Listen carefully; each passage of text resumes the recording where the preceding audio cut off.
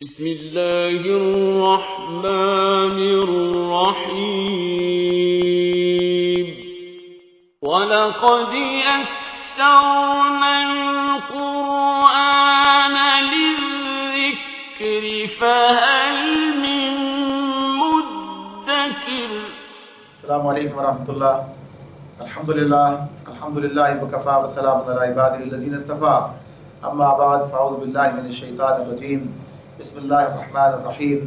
للذین احسنوا الحسنى وزیادہ ولا یرحق وجوہہم قطر ولا ذلہ اولئک اصحاب الجنہ ہم فیہا خالدون۔ سورہ یونس کی آیت نمبر 26۔ فرمایا جن لوگوں نے بھلائی کا طریقہ اختیار کیا ان کے لیے بھلائی ہے اور مزید فضل، ان کے چہروں پر روسیائی اور ذلت نہ چھائے گی، وہ جنت کے مستحق ہیں جہاں وہ ہمیشہ رہیں گے۔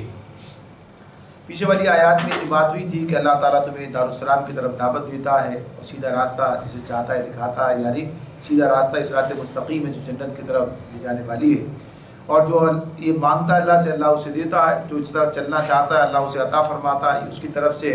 تو یہاں پر یہی بات بیان کی اس آیت کے اندر بھی کہ للذین احسنوا الحسنى، کہ جس نے بھلائی کا طریقہ اختیار کیا، جس نے حسنہ جو ہے اس پر عمل کیا، تو اللہ رب احسن پر کیا تو حسنہ، اللہ تعالیٰ اسے اس کا بدلہ دے گا حسنہ، اور پھر اس کے اندر زیادتی فرمائے گا، زیادہ یعنی اور مزید بھی عطا فرمائے گا اپنی طرف سے۔ تو اس اعتبار سے یہ کہ اللہ تعالیٰ صرف نیکیوں کا بدلہ ہی نہیں دیں گے بلکہ اپنی طرف سے مزید فضل بھی فرمائیں گے، مزید عنایات اللہ کی طرف سے انسانوں کے لیے ہوں گی، یعنی جو نیکیاں وہ کریں گے اس سے کہیں زیادہ اللہ تعالیٰ عطا فرماتے ہیں۔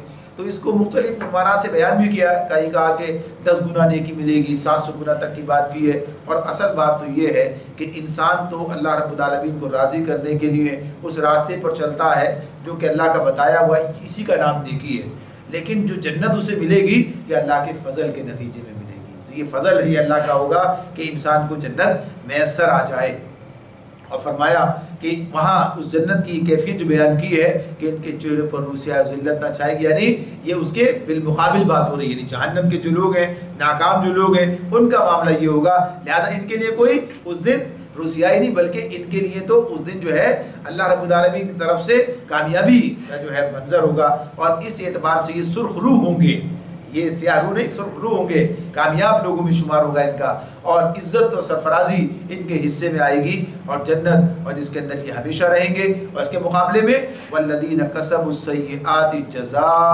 سیئۃ بمثلها وترحقهم ذلہ ما لهم من اللہ من عاصم کأنما اغشیت وجوہهم قطعا من اللیل مظلما اولئک اصحاب النار هم فیہا خالدون۔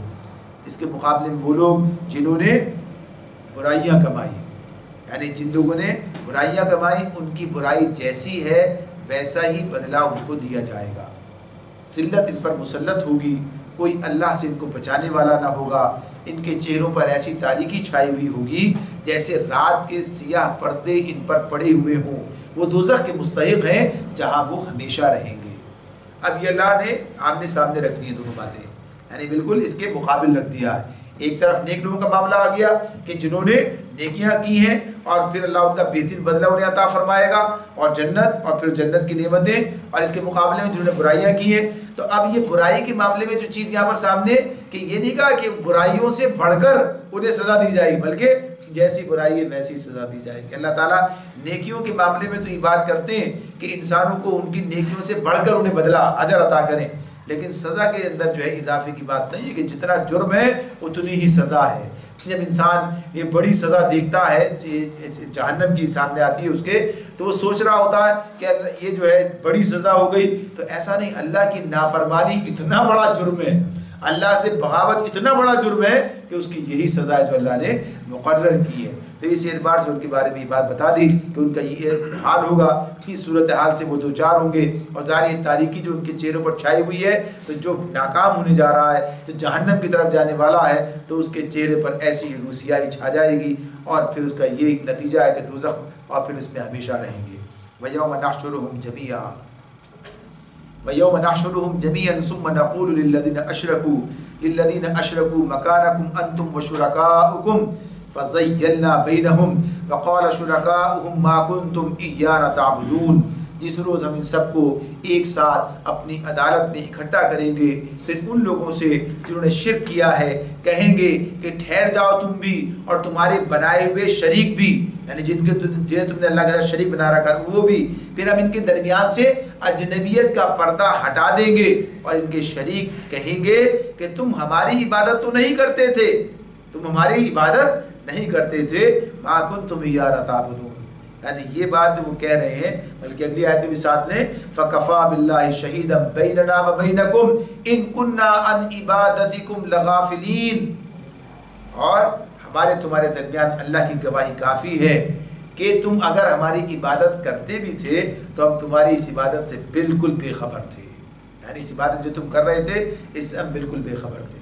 تو یہاں پر جو یہ بات بیان کی جا رہی ہے کہ یہ اس موقع پر ان دونوں کو جمع کر دیا جائے گا اکٹھا، یعنی ایک تو مشرک جو شرک کرنے والے، دوسرے جنہیں انہوں نے اللہ کا شریک ٹھہرا رکھا ہے، ان کے بارے میں بات ہے کہ ان کے درمیان سے اجنبیت کا پردہ ہٹایا جائے، نہیں یہ لوگ ایک دوسرے کے مد مقابل موجود ہوں گے، سامنے ہوں گے، ایک دوسرے کو دیکھ سکیں گے، ان کا معاملہ اسی اعتبار سے تو یہ جو امتیازی شان ختم ہو جائے گی کہ وہ معبود یہ اب اس حیثیت سے انہوں نے بنا رکھا تھا ان کو اپنا، تو ایک تو بات اس میں یہ بیان کی جا رہی ہے۔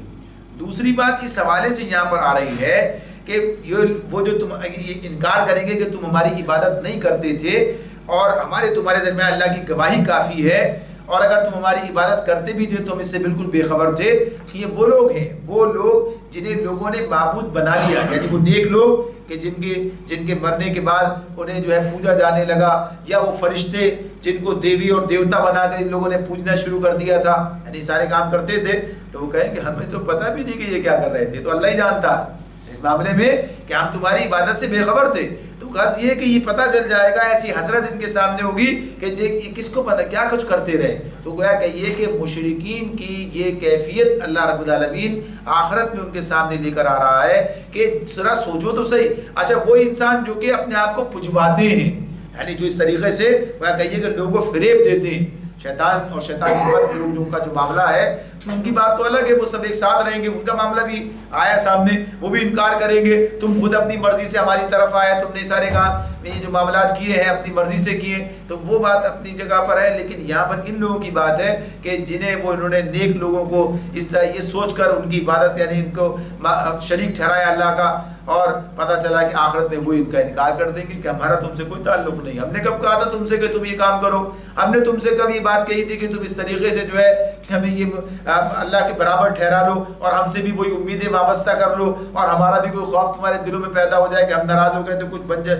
تمہارا بگڑ جائے گا، تو یہ تم نے اب خود کیا۔ اور یہ بات آج ہمارے سامنے بہت واضح ہے کہ جن لوگوں کو اللہ نے جن ہستیوں کو لوگوں نے اس طرح اللہ کے ساتھ ملا دیا ہے، چاہے کسی بھی طرح کا نام لے کر، تو وہ تو ظاہر سی بات ہے اس سارے معاملات سے ناواقف ہیں، انہیں پتہ نہیں ہے، تو اللہ تعالیٰ کے پاس پہنچیں گے تب یہ بات سامنے آئے گی کہ یہ سب کچھ کیا جاتا رہا اور بے بنیاد رہا۔ آگے فرمایا هنالک تبلو کل نفس ما اسلفت وردوا الی اللہ مولاہم الحق وضل عنہم ما كانوا یفترون۔ اس وقت ہر شخص اپنے کیے کا مزہ چکھ لے گا، اس وقت ہر شخص اپنے کیے کا مزہ چکھ لے گا، سب اپنے حقیقی مالک کی طرف پھیر دیے جائیں گے، اور وہ سارے جھوٹ جو انہوں نے گھڑ رکھے تھے گم ہو جائیں گے، یعنی وہ فیصلے کا دن ہوگا، فیصلہ سامنے آ جائے گا، جو عمل کیا اس کا نتیجہ لوگ دیکھ لیں گے، اور کسی کو اس اعتبار سے گویا کہیے کہ ناحق کوئی معاملہ اس کے ساتھ میں نہیں کیا جائے گا۔ تو جس نے اللہ کے ساتھ لوگوں کو شریک ٹھہرایا تو اس کا نتیجہ انجام اس کے سامنے ہوگا۔ قل من يرزقكم من السماء والارض ام من يملك السمع والابصار ومن يخرج الحي من الميت ويخرج الميت من الحي ومن يدبر الامر فسيقولون الله فقل افلا تتقون۔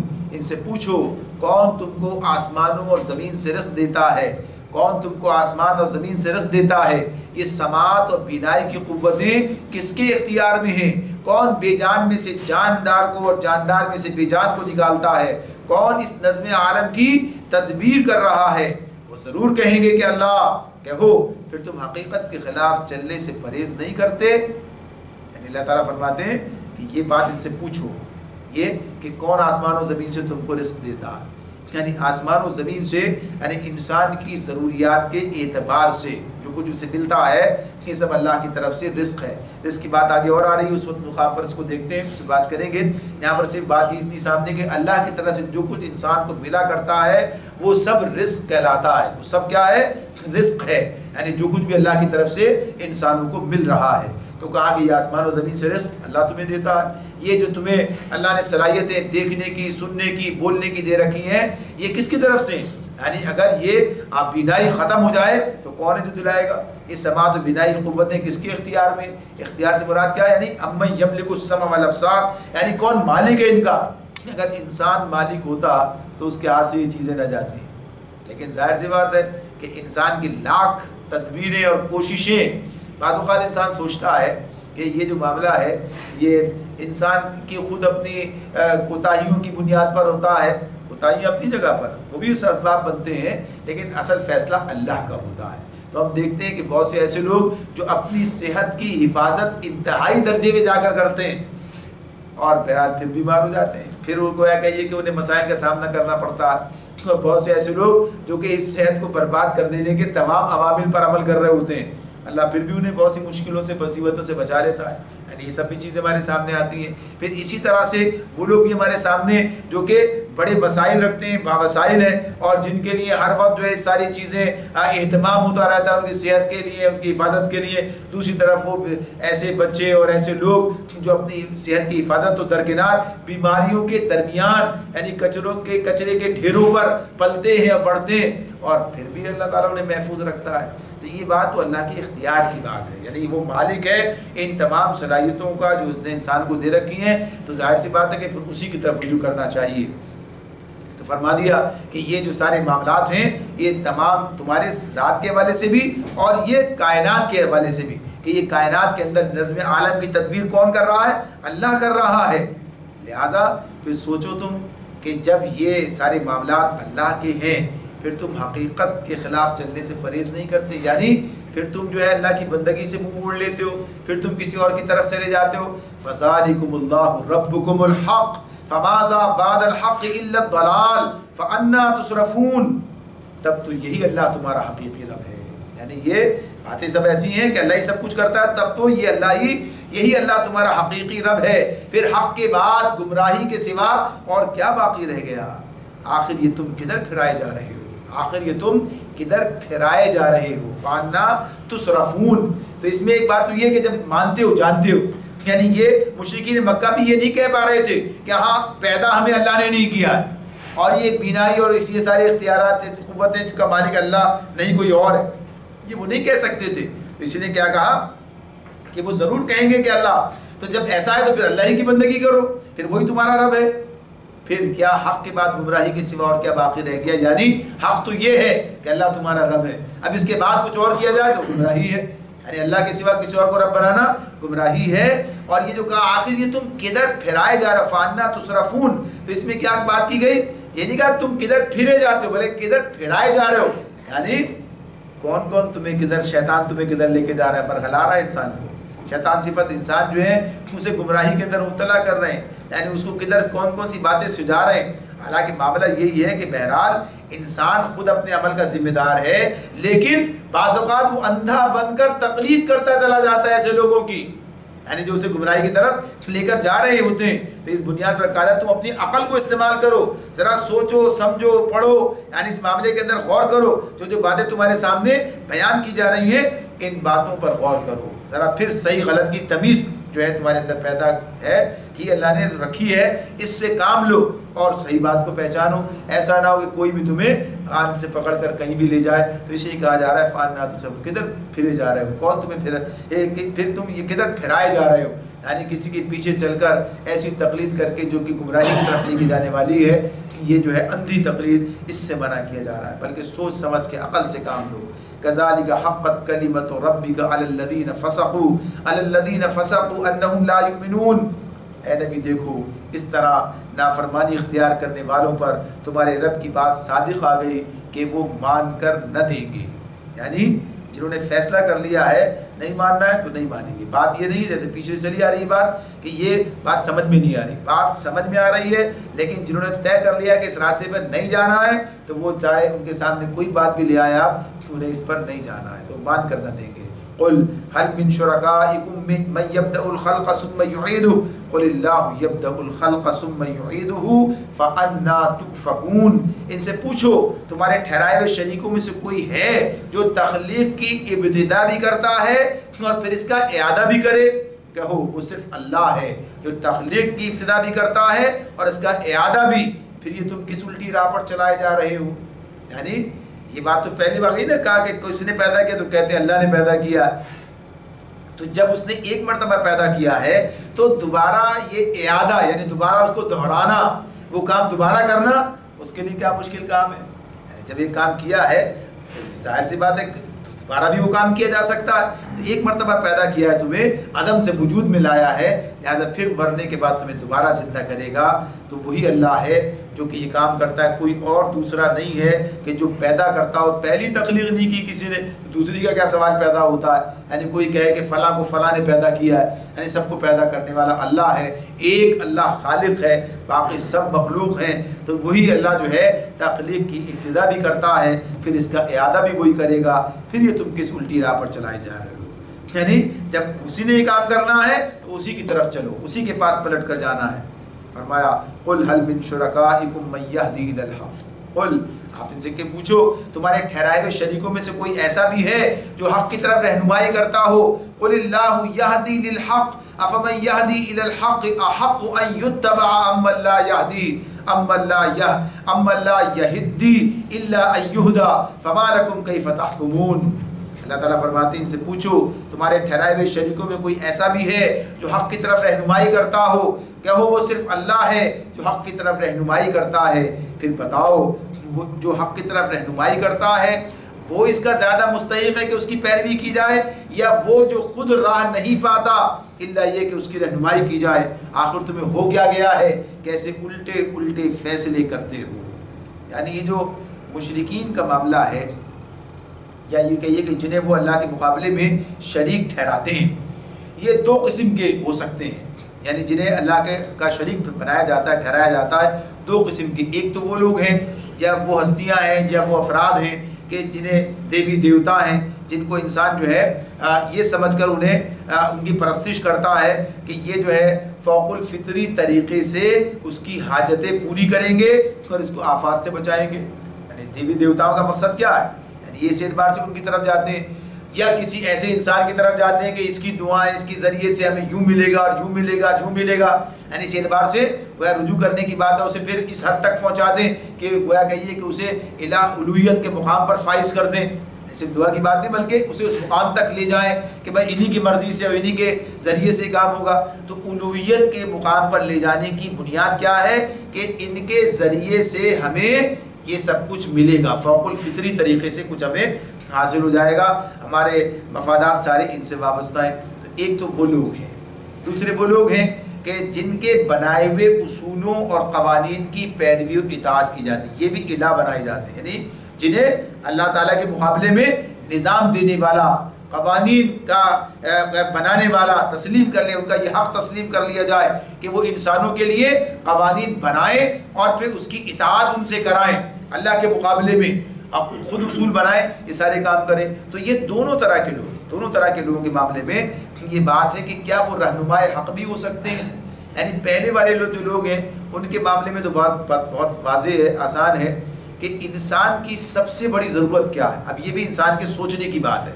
سب سے بڑی ضرورت انسان کی یہ ہے کہ اسے یہ پتہ چلے کہ اس کے لیے کامیابی کا راستہ کون سا اور ناکامی کا راستہ کون سا ہے، کون سا راستہ ایسا ہے کہ جس پر چل کر تمام معاملات ٹھیک طریقے سے انجام پائیں گے۔ دیکھیے کہ انسان کا معاملہ کیا ہے، انسان کا ایک تعلق کائنات سے، کائنات کی تمام اشیاء سے انسان کا تعلق ہے، پوری کائنات ہے جس سے انسان کا تعلق ہے، انسان اسے برتتا ہے، اسے استعمال کرتا ہے، اس میں رہتا ہے۔ پھر انسان کا آپس میں دوسرے انسانوں کے ساتھ تعلق ہے، یہ تعلق کس طریقے سے درست حالت کے اندر رہ سکتے ہیں کہ کوئی ٹکراؤ نہ ہونے پائے، کوئی تصادم نہ ہونے پائے، کوئی اسے مسائل اور نزاع پیدا نہ ہونے پائے۔ یعنی یہ چیزیں اگر ایک انسان دوسرے انسان پر ظلم کرتا ہے، تصادم کا معاملہ ہوتا ہے نا اس اعتبار سے، تو ایسی چیزیں اس کے اندر جو ہے انسان کے لیے بھلائیوں کا معاملہ ہو اور ایسے اصول وضع کیے جائیں، ایسے قوانین دیے جائیں کہ انسان کے لیے دنیا میں صلاح کا معاملہ ہو، آسانی کا معاملہ ہو، خیر کا معاملہ ہو، وہ آسانی سے زندگی جو ہے طے کرے اور اپنے مقصد کی طرف جو ہے پیش رفت کرتا چلا جائے. تو ان میں سے کوئی ہے ایسا جو ایسی چیز دیتا ہو؟ تو پہلے دیوی دیوتاؤں کے پاس کچھ آتا ہی نہیں ہے، ان کا معاملہ تو بالکل صاف ہے. جو لوگ انسانوں کے لیے نظام بناتے ہیں سوچتے ہیں کہ یہ شاید ان کا بنایا ہوا نظام ہے، تو جو نظام بھی وہ بناتے ہیں، آج تک جتنے نظام دنیا کے اندر آئے ہیں کسی ایک کے بارے میں بھی یہ دعویٰ نہیں کیا جا سکتا، یعنی ہماری بات نہیں ہے، دنیا کوئی بھی انسان دعویٰ نہیں کر سکتا کہ یہ تمام انسانوں کے لیے فلاح کا پیغام لے کر آیا تھا، اور آیا تھا تو قائم کیوں نہیں رہ سکا، ختم کیوں انسانوں کے لیے کیا ہے اس کو اسی اعتبار سے، کتنے عرصے رہے یہ ساری چیزیں. اس کے معاملات جو ہیں یہ بھی کہا جا سکتا ہے کہ اسلام جو ہے وہ کہیے ایک عرصے تک رہا، پھر وہ کہیے کہ انسانوں کی زندگی میں اس طرح قائم و نافذ نہ رہا، تو یہ انسانوں کا اپنا مسئلہ ہے. بات یہ ہے کہ وہ اصول اور قاعدے اور قوانین اور ضابطے اور نظام یعنی وہ ختم ہو گئے، اب ان کا کوئی نام لینے والا باقی نہ رہا، اب وہ انسان ان پر تجربہ کرنے کے لیے آمادہ و تیار نہیں، جتنے ختم ہو گئے یعنی اس اعتبار سے. لیکن اسلام تو زندہ ہے، موجود ہے، اس پر کہ ماننے والے، اس پر عمل کرنے کی بات کرنے والے، اس کی دعوت دینے والے یہ موجود ہے کہ اگر آج بھی انسان اس پر آ جائے پھر کامیابی کا معاملہ. اور یہ تاریخ سامنے ہے کہ جب انسانوں کو عروج ملا یعنی مسلمانوں کو جنہوں نے جو اس پر ایمان رکھتے ہیں وہ انسان، تو اس پر عمل کرنے کے نتیجے میں اور دنیا کے اندر جو تصادم کا معاملہ ختم ہوا وہ بھی اسی پر عمل کرنے کے نتیجے میں، اور جیسے جیسے اس سے دوریاں بڑھتی گئیں ویسے ویسے تصادم پیدا ہوتا چلا گیا، مسائل جنم لیتے چلے گئے، انسان کا تعلق کائنات سے، انسان کا تعلق انسان سے، اس سارے کے اندر فساد پیدا ہوتا چلا گیا. تو یہ بات کہ جو انسان کی بنیادی ضرورت ہے یہ کون دے رہا ہے، یہ نظام کس نے دیا؟ کسی نے سوائے اللہ رب العالمین کے. تو یہ اللہ نظام دیتا ہے، اللہ تعالیٰ یہ حق کی طرف رہنمائی کرتا ہے. تو جو حق کی طرف رہنمائی کرتا ہے کیا اس کی پیروی کی جائے، اس کو الہ بنایا جائے، یا جو کچھ بھی نہیں کرتا؟ تو اس میں معبودان باطل تو ویسے ہی ختم ہو جاتے ہیں. لیکن جنہیں لوگ معبود نہیں کہتے مگر انہیں وہ درجہ دیتے ہیں کہ انہیں وہ مقام دیتے ہیں کہ وہ انسانوں کے نظام بنائیں اور پھر ان کی اطاعت انسان کرتے چلے جائیں اور انسانوں کی گردنوں میں ان کی اطاعت کا قلادہ پڑ جائے، تو وہ بھی جو کچھ انسان کو دیتے ہیں وہ ٹکراؤ کی ہی ساری صورتیں ہیں، اس کے اندر انسانوں کے لیے فلاح نہیں ہے بلکہ خرابی ہے. تو یہ چیز انسانوں کے سامنے موجود ہے، تھوڑا سا بھی غور کریں تو یہ بات سمجھ میں آ جاتی ہے. وما يتبع اكثرهم الا ظنا ان الظن لا يغني من الحق شيئا ان الله عليم بما يفعلون. حقیقت یہ ہے کہ ان میں سے اکثر لوگ محض قیاس و گمان کے پیچھے چلے جا رہے ہیں، حالانکہ گمان حق کی ضرورت کو کچھ بھی پورا نہیں کرتا. جو کچھ یہ کر رہے ہیں اللہ خوب جانتا ہے، اللہ اس کو خوب جانتا ہے. یعنی دیکھیں علم اور گمان، یعنی ایک آدمی علم کسے کہتے ہیں؟ علم یعنی جاننا، آدمی جانتا ہے یہ علم اس کے پاس ہے. علم کے ذرائع ہوتے ہیں، علم کا کوئی نہ کوئی ذریعہ ہوتا ہے. علم کے لیے کوئی بات نہیں کہے گا انسان کے کوئی ذریعہ. اب دیکھیں میری آنکھ ذریعہ ہے، دیکھ رہی ہے کہ آپ ہیں، یعنی ذریعہ ہے، اور اس کے بعد جو ہے انسان دیکھتا ہے کہ علم ہے اسے یہ بات. اب یہ علم دیکھنے کی وہ طاقت و صلاحیت موجود نہیں ہے. اب کیا ہے کہ اس دیوار کے پیچھے میرا خیال ہے کہ اس کے ادھر یہ کوئی ہے موجود اور فلاں. تو یہ کیا گمان ہے. گمان صحیح بھی ہو سکتا ہے، غلط بھی ہو سکتا ہے، اور اسے غلط ہونے کا پورے امکانات موجود ہوتے ہیں. تو انسان اپنی زندگی اس پر بسر کر دے کہ جس چیز کے صحیح ہونے کا بھی امکان ہے اور غلط ہونے کا بھی امکان موجود ہے. تو یہ گمان ہے. تو انسانوں کے پاس کوئی ذرائع نہیں ہے کہ وہ بتا سکیں کہ وہ انسانوں کے لیے کامیابی کی چیز کیا ہے. یہ اللہ رب العالمین اس کے پاس علم ہے، اس کی طرف سے علم وحی کے ذریعے، یعنی علم وحی جو نبی کے ذریعے سے انسانوں تک منتقل کیا جاتا ہے، یہ ہے اصل چیز. تو جو لوگ اس کو چھوڑ کر گمان پر چلتے ہیں وہ گویا کہ یہ کہ اپنا نقصان کرتے ہیں. تو اللہ تعالیٰ فرماتے ہیں گمان حق کی ضرورت کو کچھ بھی پورا نہیں کر سکتا، یعنی اس کا متبادل نہیں ہو سکتا. یہ چیزیں گمان پر مبنی ہے. کسی کے پاس علم وحی نہیں سوائے رسول کے ذریعے سے علم وحی حاصل ہوتا ہے. تو فرمایا جو کچھ بہرحال یہ کر رہے ہیں اللہ اس کو خوب جانتا ہے، یعنی اس کا نتیجہ سامنے آئے گا. وما كان هذا القرآن ان يفترى من دون الله ولكن تصديق الذي بين يديه وتفصيل الكتاب لا ريب فيه من رب العالمين. اور یہ قرآن وہ چیز نہیں ہے جو اللہ کی وحی اور تعلیم کے بغیر تصنیف کر لیا جائے، بلکہ یہ قرآن یہ تو جو کچھ پہلے آ چکا تھا اس کی تصدیق اور الکتاب کی تفصیل ہے، اس میں کوئی شک نہیں. یہ فرما روائے کائنات کی طرف سے یعنی رب العالمین کی طرف سے ہے. یعنی قرآن کی بات ہے یہ قرآن ظن اور گمان کی بات نہیں ہے. اس قرآن کو تصنیف کرنا کسی انسان کے بس کی بات نہیں ہے کہ کوئی انسان جو ہے اسے تصنیف کر سکے، یعنی اس کو اس اعتبار سے بنا سکے، بنا کر پیش کر سکے. تو اللہ تعالیٰ اسی کی بات اگلی آیت کو دیکھتے ہیں. ام یقولون افتراہ قل فأتوا بسورۃ مثلہ وادعوا من استطعتم من دون اللہ ان کنتم صادقین. کیا یہ لوگ کہتے ہیں کہ پیغمبر نے اسے خود تصنیف کر لیا ہے؟ کہو اگر تم اپنے اس الزام میں سچے ہو تو ایک صورت اس جیسی تصنیف کر لاؤ اور ایک اللہ کو چھوڑ کر جس کو بلا سکتے ہو مدد کے لیے بلا لو. اصل یہ ہے اگر تم اس معاملے میں سچے ہو، اس معاملے میں اس اعتبار سے یہ جو یہاں پر چیلنج اللہ رب العالمین نے دیا، جیسے پیچھے بھی بات گزر گئی کہ یہ چیلنج کئی مرتبہ دیا گیا. تو مکے کے اندر ہے، مدینے میں بھی آخری مرتبہ سورہ بقرہ کے اندر ہمارے سامنے آتی ہے بات. تو غرض یہ کہ اللہ تعالیٰ نے بار بار اس بات کو رکھا ہے. پیچھے بھی بات کی پچھلی والی آیت میں کہ یہ قرآن ایسی چیز نہیں ہے کہ جسے کوئی انسان تصنیف کر سکے. تو وحی کی بنیاد اللہ رب العالمین کی طرف سے نازل کردہ ہے. اور اگر تمہارے خیال میں رسول نے اسے خود بنا لیا ہے تو لاؤ ایک صورت ہی بنا کے لے آؤ اس میں سے، جیسی قرآن کے اندر صورتیں موجود ہیں بصورت مثلہ.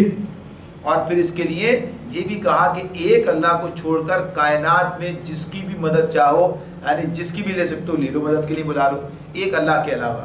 یعنی اللہ ہی نے اس کو تصنیف کیا ہے، اللہ ہی کی یہ کتاب ہے، لہذا اس کے علاوہ کوئی اور ہو جو تمہارا ساتھ دے اور تم اسے بنا کر لاؤ تو ایسا تم نہیں کر سکتے، یعنی تمہارے بس کی بات نہیں ہے. تو اس میں جو بات یہاں بیان کی گئی ہے قرآن کا یہ اعجاز، قرآن کی یہ گویا کہیے کہ چیلنج اپنی جگہ پر آج بھی موجود ہے. اور یہ کام نہ پہلے کیا گیا، نہ اب کیا جا سکتا ہے، اور نہ آئندہ اس کا امکان ہے. اور وجہ وہی ہے، وجہ کیا ہے جو پیچھے بات ہوئی تھی ابھی کہ یہ اللہ نے اپنے علم کی بنیاد پر نازل کیا ہے. علیم و خبیر ہستی کی طرف سے آیا ہے، کسی کو یہ حاصل ہی نہیں ہے، کسی کے پاس یہ سکت ہی نہیں ہے، وہ علم ہی نہیں ہے، وہ قدرت ہی نہیں ہے، عقل کا یعنی وہ کیفیت ہی نہیں ہے انسان کے کہ انسان یہ کام کر سکے، ممکن نہیں ہے. تو اس میں یہ بات ہمارے سامنے رہنی چاہیے کہ ایک طرف تو قرآن کے جو اعجاز کی بات ہوتی ہے، یعنی قرآن کا جو اعجاز ہے عام طور پر اس طرف لوگ چلے گئے ہیں کہ اس کی فصاحت، اس کی بلاغت، اس کے اندر جو جس انداز سے اس کو بیان کیا گیا ہے تو اس کی فصاحت و بلاغت کی حد تک بات نہیں ہے، بلکہ بنیادی تو فصاحت و بلاغت تو اس کا حسن ہے، یعنی اس کا حسن ہے. لیکن جو اس کی اصل ہے، جو اس کی اصل بنیاد ہے وہ کیا ہے کہ جو اصول، جو قاعدے، جو قوانین، جو نظام یہ قرآن کے ذریعے سے دیا جا رہا ہے، انسان اس کی مثل پیش نہیں کر سکتا. انسان اس کی مثل پیش نہیں کر سکتا کہ کوئی اس کے مقابلے میں ایسا نظام لے کر آ جائے، کوئی اس کے مقابلے میں ایسے اصول اور قاعدے لے کر آ جائے کہ جن کی بنیاد پر صلاح ہی صلاح ہو اور کوئی خسران کا معاملہ نہ ہو، یعنی کوئی نقصان نہیں ہے بلکہ فائدہ ہی فائدہ ہے. جیسے آج ہم کہتے ہیں نا، آج ہمارے زمانے میں ایلوپیتھی کے کہتے ہیں بھائی یہ تو فائدہ، اس کا یہ ریئیکشن ہوا، یعنی اس کا جو ہے یہ اس کا نقصان بھی ہے ساتھ ساتھ لگا ہوا ہے. تو یہ انسانوں کے معاملات تو ایسے ہی ہیں کہ یہ کوئی چیز ایسی نہیں لے کر آ سکتے کہ جو انسانوں کے، اور انسانوں کے معاملے میں بھی کیا تمام انسانوں کے لیے. تو غرض یہ کہ یہ قرآن کے جو کمال ہے، جو اس کی خوبیاں ہیں وہ اپنی جگہ پر موجود ہیں، قرآن اسے بیان کرتا ہے. تو ان کے سامنے تو صرف اتنی بات اس وقت کہی جا رہی ہے کہ اس کے من جانب اللہ ہونے کو مانا جائے، قبول کیا جائے. بل کذبوا بما لم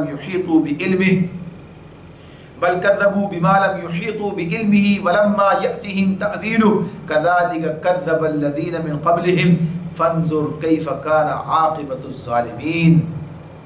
اصل یہ ہے کہ جو چیز ان کے علم میں، جو چیز ان کے علم کی گرفت میں نہیں آئی اور جس کا معال یعنی اس کا کوئی نتیجہ، یعنی کوئی اس کا بھی ان کے سامنے نہیں آیا، اس کو انہوں نے خواہ مخواہ اٹکل پچو جھٹلا دیا.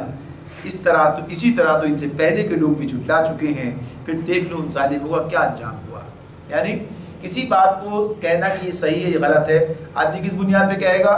علم کی بنیاد پہ کہے گا، تجربے کی بنیاد پر کہے گا، پرکھ کے دیکھے گا تو کہے گا کہ یہ بات ایسی ہے. یعنی کسی معاملے میں اب یہ جو مشرکین مکہ کے سامنے بات ہو رہی تھی تو ان کے معاملے میں کیا بات ہے کہ انہوں نے اس بات کو نہ تو سمجھا، نہ پرکھا، نہ دیکھا، نہ جانا. یعنی اگر غیب کا پردہ اٹھا کر دیکھ لیا، یہ کتاب کہہ رہی ہے کہ ایک اللہ ہے، وہاں تو میں 10 نظر آ رہے ہیں، دیکھے کسی نے؟ اٹکل بچوں یہ بات ہو رہی ہے، بلکہ پوری کائنات جس بات پر دلیل ہے اور سارے جو نشانیاں سامنے آ رہی ہیں وہ ایک الہ کے ہونے کی گواہی دیتی ہے، یعنی یہ چیز، اور قرآن بھی اس کی تصدیق کر رہا ہے۔ تو بنیادی طور پر کوئی دیکھا ہے، کوئی سمجھا ہے، کوئی جانا ہے، کوئی چیز تجربے کے اندر آ گئی ہے، جیسے آج ہم کہتے ہیں کہ اللہ کا دین، اللہ کا نظام ہے، یہ انسانوں کی فلاح کا ضامن ہے۔ اب اگر کوئی آدمی کہے بھائی ہم نے تو یہ کر کے دیکھ لیا، ایسا نہیں ہوا، کوئی ہے ایسا آدمی جی بتائے؟ بلکہ تاریخ تو یہ بتا رہی ہے کہ جب ایسا کیا گیا تو انسان فلاح پا گیا دنیا آخرت کے حوالے سے۔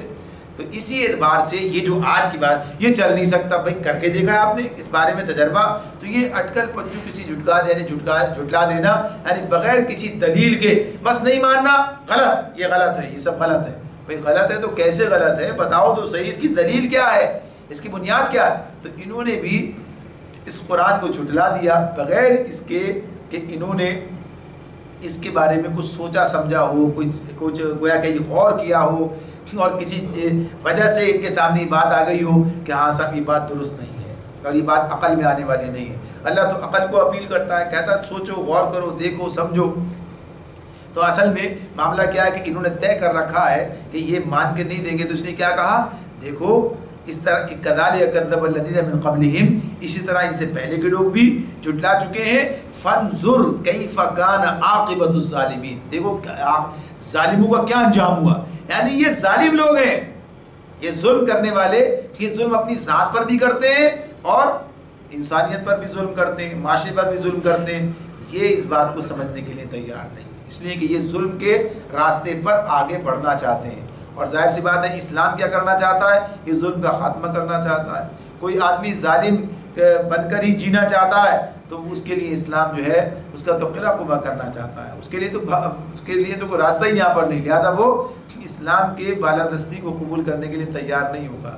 لیکن جو آدمی عدل و انصاف کی بات کرے گا، جو عدل کے ساتھ معاملات کرنا چاہتا ہے، جو جس کا جو حق اسے دینے کے لیے تیار ہے، جو دوسروں کے حقوق پر دست درازی نہیں کرنا چاہتا، جو اپنے حق سے آگے بڑھ کر کا مدعی نہیں ہے، جو دوسروں پر اپنی حکمرانی مسلط کرنے کی بات نہیں کرتا، اس کے لیے اسلام اپنی جگہ پر بالکل حق کی بات بنے گی، اس پکار کو قبول کر لے گا۔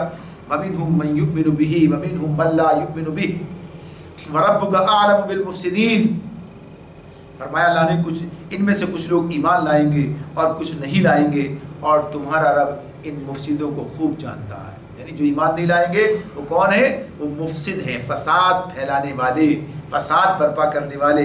تو اسی اعتبار سے بات کیا ہے کہ یہ فساد برپا کرنا چاہتے ہیں، تو وہی بات جو ابھی عرض کی میں نے آپ سے کہ جو چاہتے ہیں کہ فساد کا راستہ کھولیں، ظلم کریں، اور گویا کہیے کہ مفادات ان کے اور ان کی خواہشات جو اس طرف لے کر جا رہی ہوتی ہیں، تو اللہ انہیں جانتا ہے کہ کیا وجہ ہے کہ یہ لوگ اس طرف نہیں آ رہے ہیں۔ وَإِن كَذَّبُوكَ فَقُل لِّي عَمَلِي وَإِن كَذَّبُوكَ فَقُل لِّي عَمَلِي وَلَكُمْ عَمَلُكُمْ أَنْتُمْ بَرِيئُونَ مِمَّا أَعْمَلُ وَأَنَا بَرِيءٌ مِمَّا تَعْمَلُونَ۔ فرمایا اللہ رب العالمین اگر یہ تمہیں جھٹلاتے ہیں تو کہہ دو کہ میرا عمل میرے لیے ہے اور تمہارا عمل تمہارے لیے ہے، جو کچھ میں کرتا ہوں اس کی ذمہ داری سے تم بری ہو، اور جو کچھ تم کر رہے ہو اس کی ذمہ داری سے میں بری ہوں۔ یعنی جھگڑا کوئی کرنے کی بات نہیں ہے، خواہ مخواہ کے جھگڑے ہوں اور کوئی بیسیاں ہوں، سارے معاملات، یہ بات کب کہی جاتی ہے؟ یہ بات جو اس کے اندر ہمارے سامنے آ رہی ہے کہ اللہ تعالیٰ کہتے ہیں کہ اگر یہ نبی صلی اللہ علیہ وسلم سے کہ آپ کو جھٹلاتے ہیں تو ٹھیک ہے، ان سے کہہ دو میرا عمل میرے لیے، تمہارا عمل تمہارے لیے، جو کچھ میں کرتا ہوں اس کی ذمہ داری سے تم بری، اور جو کچھ تم کرتے ہو اس کی ذمہ داری سے میں بری، میرے اوپر نہیں آئے گا اس کا وبال۔ یہ آدمی یہ بات کب کہہ سکتا ہے، کب کہتا ہے یہ بات اس وقت کہی جا سکتی ہے جب حجت تمام کر دی جائے، جب بات مکمل کر دی جائے، جب جھگڑا یعنی آگے بڑھ جائے، جب لوگ بات سننے کے لیے آمادہ نہ رہیں، جب بات ختم کی جا رہی ہو، تو اس اعتبار سے بات ہے یہ۔ لیکن جب تک یہ بات مکمل نہ کی جائے، بات سمجھائی نہ جائے، بات یہ تو بہرحال اس طرح سے بات نہیں، یہ بات اسی مقام پر ہے کہ جب دیکھ لیا، سمجھا لیا، بات مکمل ہو گئی، بات پہنچا دی گئی، لیکن لوگ اب گویا کہیے کہ سننے کے بجائے جھگڑا کرنے پر آمادہ ہیں۔ اب لوگ جو ہے جھگڑنے کے لیے جو ہے آمادہ ہیں، تو کہا جائے کہ جھگڑے کی بات نہیں ہے، یہ بات ہوئی تو اللہ ہی تعالیٰ تم سے معاملات کرے گا۔ یہ دعوت کے میدان کی بات ہو رہی ہے، جب دین کے قیام کا معاملہ سامنے آتا ہے تو اس وقت کی جو رکاوٹیں ان کا معاملہ دوسرا ہے، یہ دین قبول کرنے نہ کرنے کے معاملے میں بات ہو رہی ہے۔ نہیں کرنا چاہتے مت کرو، یہ سارا نتیجہ سامنے آ جائے گا۔ اگر یہ دلائل جو ہے تمہاری سمجھ میں نہیں آتے، تم انہیں چھوڑ دیتے ہو، کوئی جواب بھی تمہارے پاس نہیں ہے، تو تو اللہ کے ساتھ پاس معاملہ ہوگا، انتظار کرو، ہم بھی انتظار کرتے ہیں۔ نہ تمہارے کفر کا وبال ہم پر پڑے گا، نہ ہمارے ایمان سے تمہیں کوئی نقصان پہنچے گا، تو بہرحال تمہارا معاملہ تمہارے ذمے، ہمارا معاملہ ہمارے ذمے، یہ ایمان لانے اور نہ لانے کے معاملے میں ہے۔ آگے فرمایا وَمِنْهُمْ مَنْ يَسْتَمِعُونَ إِلَيْكَ أَفَأَنْتَ تُسْمِعُ الصُّمَّ وَلَوْ كَانُوا لَا يَعْقِلُونَ۔ فرمایا اللہ تعالیٰ نے ان میں سے بہت سے لوگ ہیں جو تمہاری باتیں سنتے ہیں، مگر کیا تم بہروں کو سناؤ گے خواہ وہ کچھ نہ سمجھتے ہو، وَلَوْ كَانُوا لَا يَعْقِلُونَ۔ تو یہ بات کس انداز سے، بلکہ آگے کی بات جو ہے وَمِنْهُمْ مَنْ يَنْظُرُ إِلَيْكَ وَمِنْهُمْ مَنْ يَنْظُرُ إِلَيْكَ أَفَأَنْتَ تَهْدِي الْعُمْيَ وَلَوْ كَانُوا لَا يُبْصِرُونَ إِنَّ اللَّهَ لَا يَظْلِمُ النَّاسَ شَيْئًا وَلَكِنَّ النَّاسَ أَنفُسَهُمْ يَظْلِمُونَ۔ ان میں سے بہت سے لوگ ایسے ہیں جو تجھے دیکھتے ہیں، مگر کیا تو اندھوں کو راہ بتائے گا خواہ انہیں کچھ نہ سوچتا ہو۔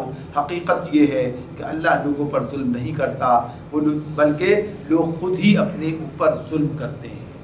یعنی یہاں جو بات نبی صلی اللہ علیہ وسلم سے کہی جا رہی ہے کہ جو لوگ سننے کے لیے تیار نہیں ہیں، یعنی حق کے لیے ان کے کان بہرے ہیں، تو یہ بات کہی جا رہی ہے کہ کیا آپ بہروں کو سناؤ گے؟ یعنی وہ سننے کے لیے تیار ہی نہیں ہے، جو دیکھنے کے لیے تیار ہی نہیں، تو کیا اندھوں کو راہ بتاؤ گے؟ یعنی جو اس حقیقت سے اپنی آنکھیں بند کر چکے ہیں۔ تو یہاں پر اس اعتبار سے بات ہے، یہ نہیں کہ بہروں کو سنایا جا رہا ہے یا اندھوں کو راہ دکھانے کی بات ہو رہی ہے۔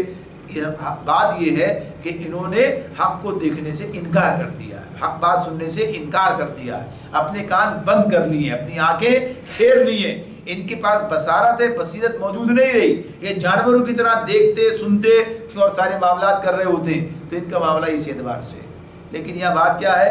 یہ بات ان کی حالت کو بیان کیا جا رہا ہے، ورنہ بات کہ یہ دعوت کا عمل جاری رہے گا، یہ دعوت کا عمل جاری رہے گا، بات پہنچائی جاتی رہے گی، یہ سارا عمل اپنی جگہ پر موجود رہے گا، لیکن بات یہی ہے، آپ کو تسلی کس بات کی دی جا رہی ہے؟ یہی کہ ان کا حال اس طرح کا ہے۔ اور پھر آخر میں اللہ تعالیٰ یہ بات کہتے ہیں، حقیقت یہ ہے کہ اللہ لوگوں پر ظلم نہیں کرتا، بلکہ لوگ خود ہی اپنے اوپر ظلم کرتے ہیں۔ یعنی معاملہ جو ہے یہ ظلم کس اعتبار سے ہے؟ یعنی یہ جو نتیجہ اور انجام سامنے آ رہا ہے، اور دنیا کے اندر بھی آج ہم دیکھتے ہیں کہ دنیا جس طرح سے یہ کہ مصائب کا گھر بن کر رہ گئی ہے، اور دنیا اس طرح سے آج ظلم کا گھر بن گئی ہے، اور جس طرح سے انسانیت جو ہے پس رہی ہے، تو یہ کس کی بنیاد پر ہے؟ کس نے نظام خراب کیا ہے؟ یہ اللہ تعالیٰ نے خود کر دیا ہے کہ انسانوں کے اپنے ہاتھوں کا کیا جا رہا ہے۔ یعنی چاہے وہ عام انسان ہو چاہے خاص انسان ہو، عام انسانوں کی ذمہ داری وہ ادا نہیں کر رہے، خاص لوگوں کی بات وہ ادا نہیں کر رہے۔ اس اعتبار سے گویا کہ عوام اور خواص سب کا معاملہ اسی اعتبار سے سامنے آتا ہے کہ اپنے اپنے مقام پر جو اپنی اپنی ذمہ داریاں ہیں، اگر جو اللہ رب العالمین نے تفویض کر دی ہیں، بتا دی ہیں، اگر یہ ادا کی جائیں تو پھر یہ دنیا ہے یہ امن کا گہوارہ بن جائے گی۔ اس کے اندر جب اللہ کے احکامات پر عمل کیا جائے گا اور لوگ اپنی اپنی ذمہ داری سمجھ کر ادا کرنے کے لیے آمادہ اور تیار ہو جائیں گے، تو پھر یہ چول سے چول بیٹھنی شروع ہو جائے گی، اور پھر نظام سارا اس کا سارا درست ہوتا چلا جائے گا۔ آج یہ سارا عالم جو ہے وہ کہیے کہ انتشار کا شکار ہے، اور خرابی اس میں ڈیرا ڈال چکی ہے، اور طرح طرح کے مسائل اور مصائب اور مشکلات کا سامنا ہے۔ اس کی بنیاد یہی ہے کہ انسان نے یہ ظلم خود اپنے ہاتھوں سے اپنے اوپر کیا ہے کہ اللہ کی دی ہوئی ہدایات کو فراموش کر دیا، انہیں اٹھا کر ایک طرف رکھ دیا، اور اپنی منمانی کر کے اس کائنات کے نظام کو بگاڑ رہا ہے۔ اللہ تعالیٰ میں اس کی اصلاح کرنے کی توفیق عطا فرمائے۔ وآخر دعوانا ان الحمدللہ رب العالمین۔ سبحانک اللہم وبحمدک ونشہد ان لا الہ الا انت ونستغفرک ونتوب الیک۔